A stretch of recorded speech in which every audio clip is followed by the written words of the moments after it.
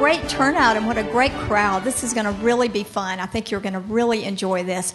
I wanted to just tell you a little bit about what my goals are for this. My goals are for you to get to know these 6 people who are running for your nomination for president.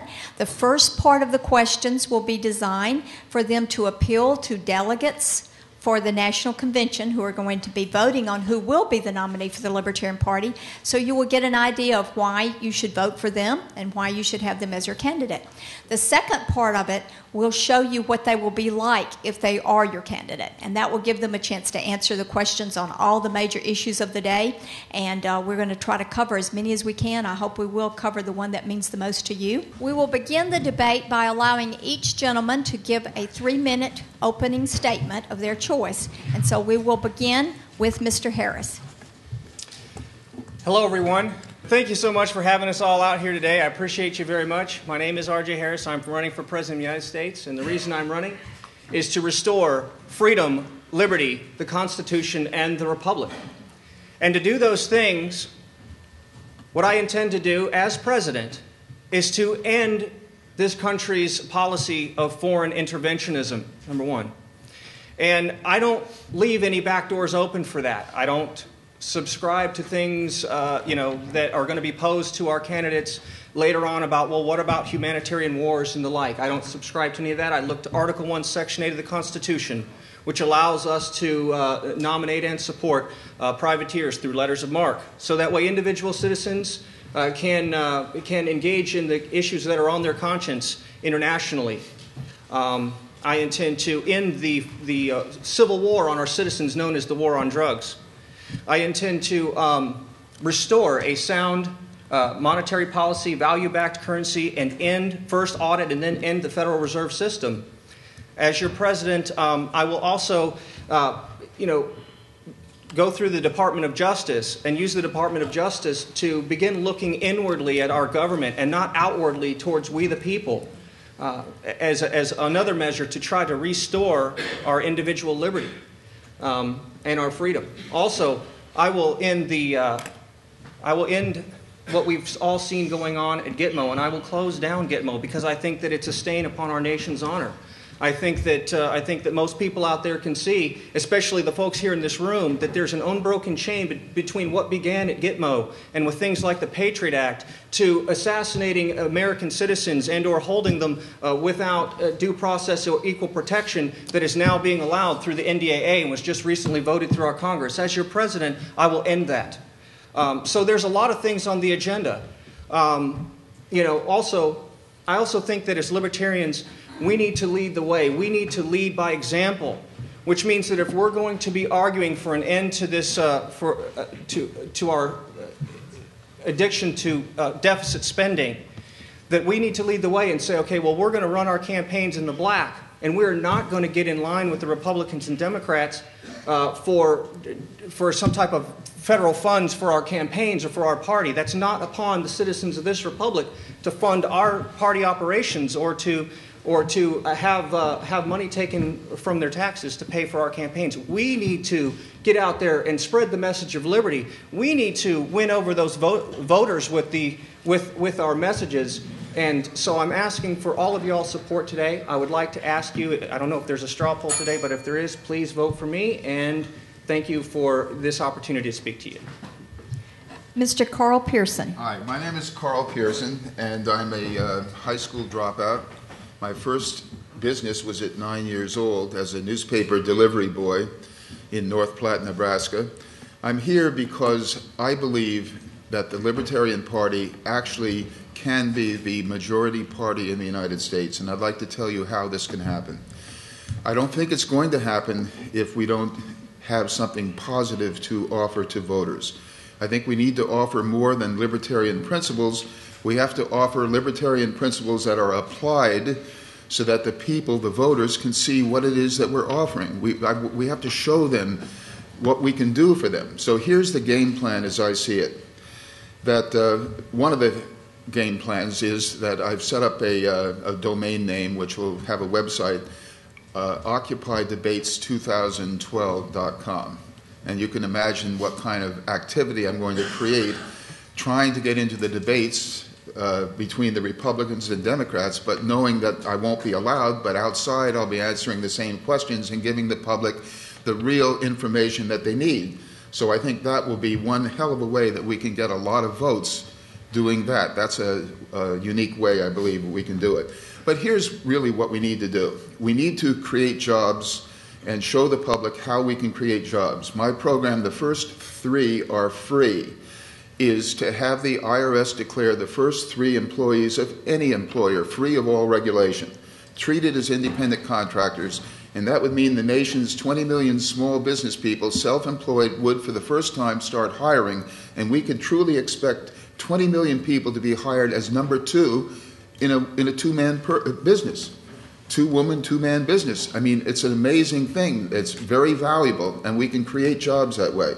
My idea that I've been pushing now for months of having the U.S. government allow the small business to raise capital without regulation has just been enacted by Congress. I'm amazed that I'm the only one urging this, and suddenly it's happened, as I see it. The Senate passed it. I think the House of Representatives have passed it, and therefore what I'm doing has been effective in that respect.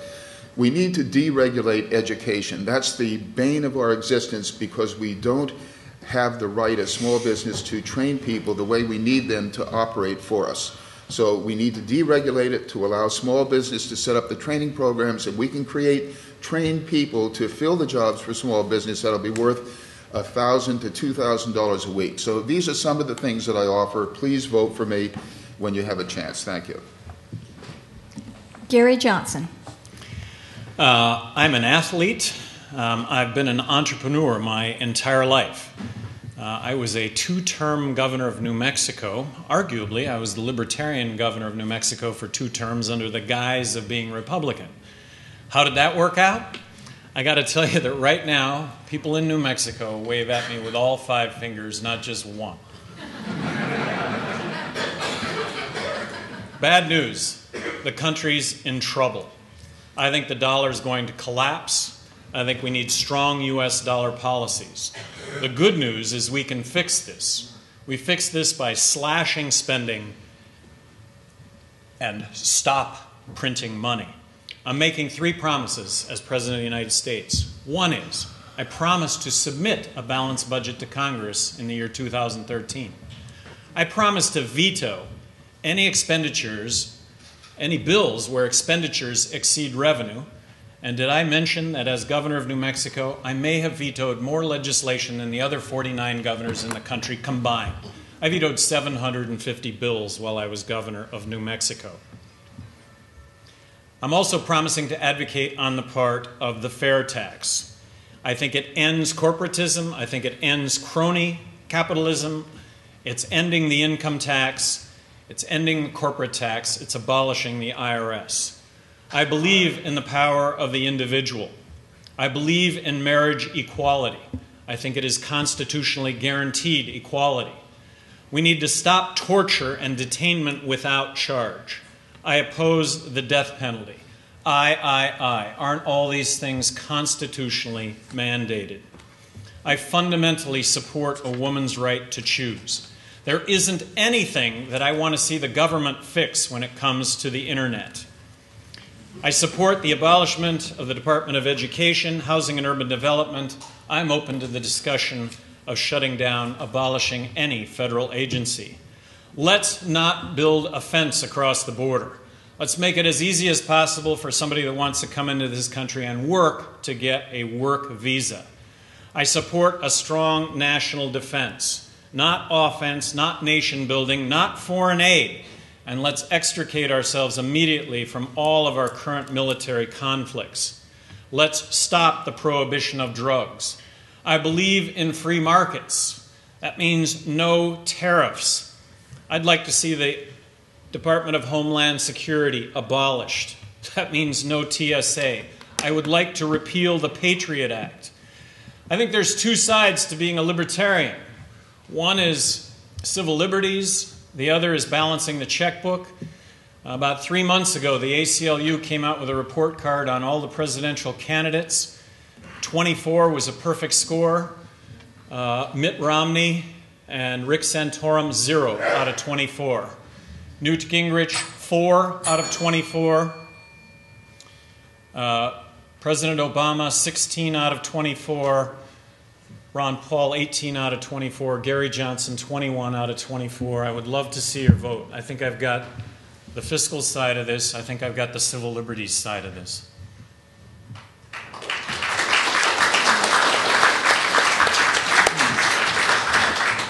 Mr. Scott Keller. As you just heard, my name is Scott Keller. I am from Colorado. My family lives in Florida right now, in Tampa. They have not come out, and just because I started working over in Denver. But what makes us all different here? You're going to hear a lot of the same basic tenets: ending war, maximizing liberty, reducing the size of the federal government, getting the federal government out of our pockets. So what is it that will distinguish any of us from any of the other ones? And is it even all that much of a necessity to distinguish? I think in the end, what needs to happen is whoever gets nominated as the Libertarian Party candidate, they do what the Libertarian Party members want them to do, whatever that is. Now, we all tend to believe in the libertarian tenets. Now, my personal standout thing, I believe, is that I focus on the fundamentals. And as Carl was saying a little while ago, I think that we need to focus on, as a party, a way of bridging the distance between where we are right now and where the Republicans and the Democrats are right now. I think that we could be the number one party rather than a third party. And I believe that to do that, we need to come up with some solutions, libertarian-based solutions, government-free solutions. And we need to understand the fundamentals of the issues, the root causes of the issues that we're facing. Now, one of my primary issues that I love to focus on is the economy, because so many people just don't seem to understand what the root issues are revolving the economy. The Federal Reserve, the negative trade balance that we've had since 1976. How are we ever going to get out of debt if we're not understanding what the root causes of the debt happens to be? Now, government spending, that's a very big deal. It's a bad thing. We shouldn't be spending so much as a federal government. We need to decentralize a lot of that. But it is not the root cause of the federal debt, the national debt. It is not the root cause of why so many people are out of jobs. It's not the federal government's job to regulate those things or to create jobs. Local, local, local. I say that all the time. Local. We can resolve most of the issues that we're facing on a local basis. It is not that hard to do.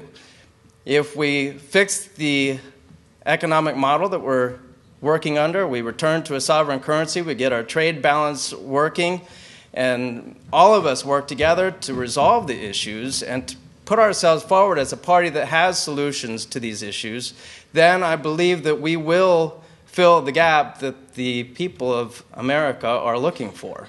They are looking for solutions, and we can provide them. Thank you. Mr. R. Lee Wright. Well, I've only said this once before at any other forum we've been to, but I'm going to say it today. Wow. I come to Fort Worth for a debate, and I stand before a larger crowd than any state convention we have been to yet.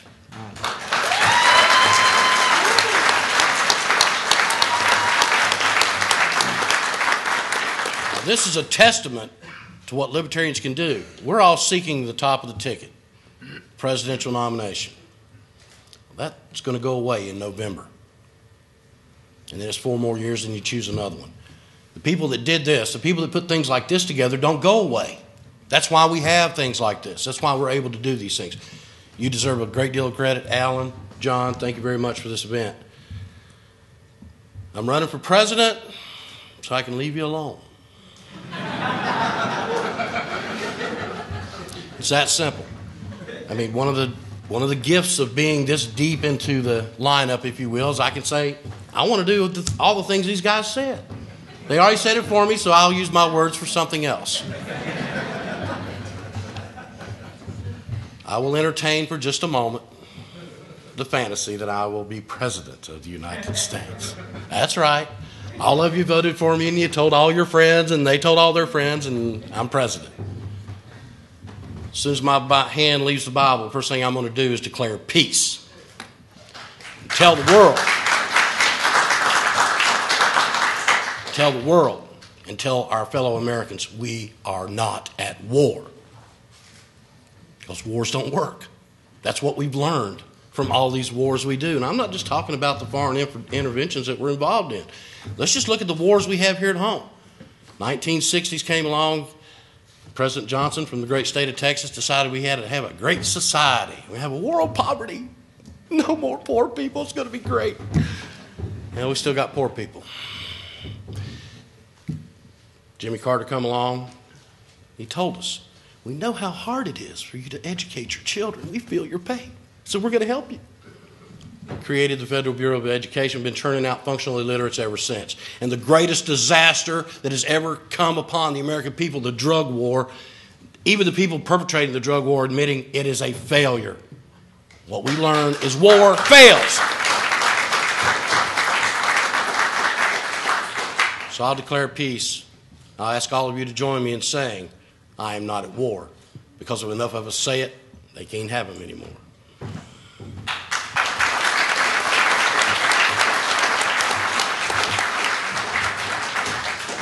Mr. Bill Still. Good afternoon, ladies and gentlemen. It's great to be back in Texas, and the benefit about going last is I'll use my words for something else, and I agree with most of everything that's been said. But there are some notable exceptions, and I think that'll come out as we talk. Your vocabulary word of the day is paraprodokians. These are sentences which have a surprise ending. Winston Churchill loved them. So here are 5 libertarian paraprodokians. Number 1, the last thing I want to do is hurt you, but it's still on my list. Number 2, war does not determine who is right, only who is left. Number 3, going to church doesn't make you a Christian any more than standing in a garage makes you a car. Maybe that's not a good one for Easter. Maybe I should have. Number 4, do not argue with an idiot. He'll drag you down to his level and beat you with experience.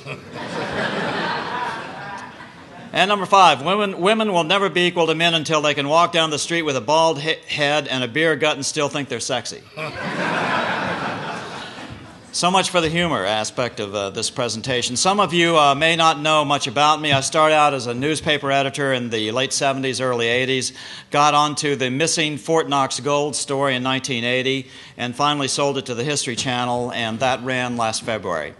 In 1995, I produced The Money Masters, which is consistently in the top 25 documentaries of all time, with 40 million views on the internet alone. My latest film, The Secret of Oz, which I have a few of them back there for sale, won Best Documentary of 2010. It's on the monetary reform issue. That's my main area of expertise. My latest book is called No More National Debt. I'll be speaking in Malaysia later this year at their annual conference on usury, so I'm very well known in this field.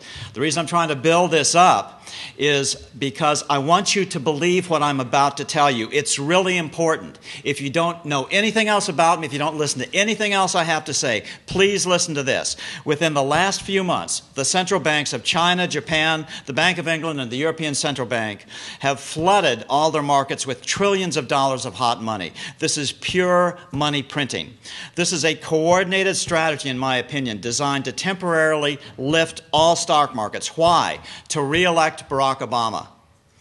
News item last week. A company called AKT announced their biggest ammunition order ever, a whopping 450 million rounds of .40 caliber ammo. The customer? The Department of Homeland Security. They don't have any cops. They don't have any police. They don't have a military. Why? Then there's the NDAA bill, and damn few in Congress seem anxious to do anything about it. Then last month, Obama issued new executive orders allowing the president to seize just about anything in the country if he felt it was necessary. I think something bad is coming, a worldwide financial collapse, and the solution that will be offered is an international gold-backed money that will effectively bring national sovereignty to an end, and that will crush humankind's 1,000-year quest for freedom and return us to a state of perpetual serfdom. Mark my Bill, words, freedom is at stake. Thank you, Bill.